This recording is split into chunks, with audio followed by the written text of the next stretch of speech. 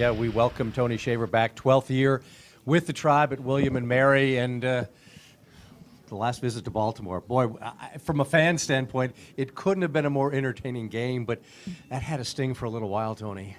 Well, it was a little disappointing, that's for sure. We came so close, but it was also very inspiring for me, Al, to be honest with you. I mean, I was so proud of how our guys played over the course of 3 days. I mean, the toughness they showed, high-level quality of basketball, and the resiliency they played with. I mean, 2 of those games, we were down double figures, came back and won the Charleston game, and in the championship game, we're down 12 or 14 points and came back and took a lead. So really proud of what went on, but there have been a few moments in the summer I've been a little disappointed by that.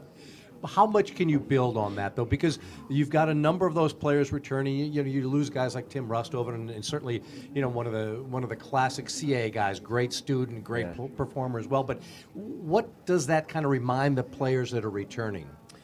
Well, I hope it will have a positive impact. We've been in that title game 3 out of the last 7 years, so it's not the first time we've been there. How much of an impact it has, I'm not sure, because we have so much turnover. This is such a new team for us. We lost 6 seniors, and we have 9 freshmen and sophomores on this team. So it'll be a positive impact, I think, and it gives us all something to shoot for, and we got to find a way to get that one more defensive stop. First of all, Coach, I want to congratulate you on being a new grandfather this past week. But we go from there. I remember 4 years ago when we first talked to you about a young man that you got out of the D.C. area, Marcus Thornton, and you said he was going to be an exciting player.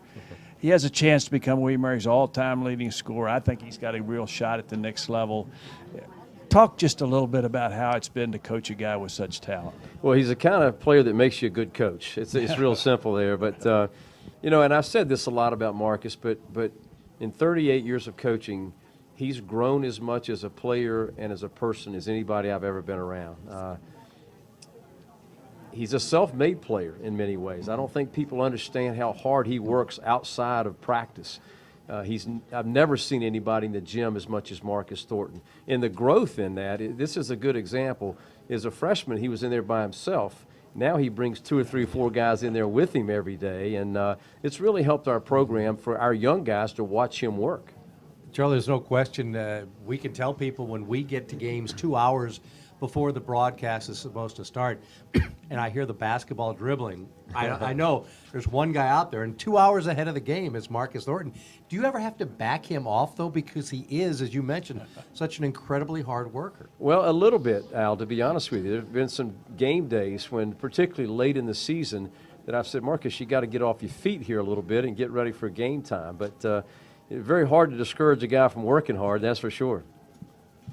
You talk about the impact he has, and I know you had a very outstanding freshman last year in Omar Pruitt. It's a pretty nice little 1-2 punch now. How much development can we see from Omar, because he hit the ground running as the CAA Rookie of the Year? Well, he had a great freshman year. I think the thing that sets him apart is, number one, is his feel for the game. He really understands the game. Number 2, he's a courageous young guy. I mean, he took big shots for us in tournament time, has no fear, and really believes in himself as we believe in him. I think it's going to be interesting to follow his career. That sometimes that slope between the freshman year and the sophomore year is a slippery slope sometimes, and we expect and hope to see the continued growth from Omar as we have with Marcus. We mentioned earlier, the seniors you talked about graduating, mentioned Rusthoven, Kyle Gaylord. You lose a lot of leadership. Terry Tarpe, Sean Sheldon, how much impact are they going to have for your team, particularly on the interior? Well, they all have to have a lot. I mean, we won't be successful if we're not balanced, and we feel good about that. I mean, Terry Tarpe had a really fine year last year. I think we'll have a great year for us this year. One of the key players for us. Sean Sheldon, played 15 to 18 minutes a game as a backup, so we expect him to make big strides for us. Guys like Daniel Dixon, key freshman minutes for us.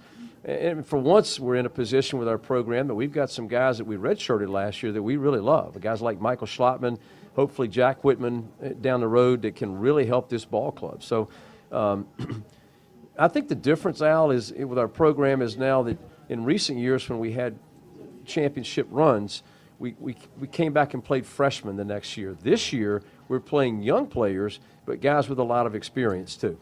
Tony, one of the things I always admire about your teams is you give your players a role that they can be successful in. And I think they accept that role. That's the tough thing. And that's one of the things I think has made your team so good. Well, it's so important. I mean, it really is. And I think we're going through the process with such a young group right now, is trying to figure out what everybody's role will be. And we have some pieces. We have to put them together. And but we have some good young talent. With this team, you get some good early tests. You're at Florida, you're at the University of North Carolina. I guess you're going to kind of get a pretty good read on your team early on in the season. Well, we'll find out pretty quickly down in Gator Country how good we are, I guess, in that opening game. But we want to play teams like that. We want to play teams like that. The key for us this year, and I'm not just North Carolina and Florida, but we got Wofford coming to us, who was in the NCAA last year. We're at Richmond. We're at Old Dominion. We have a brutal non-conference schedule. The key for us is to maintain our confidence during that stretch. That kind of stretch can really hurt you as well. So we've got to do a great job as a staff of making this team believe in itself, regardless of how those games go. They'll help us grow. Hopefully, they'll help us prepare for CAA play. Well, the right man to do that. 12 seasons at William & Mary begins soon. Tony Shaver, thank you so much. Thank you, guys.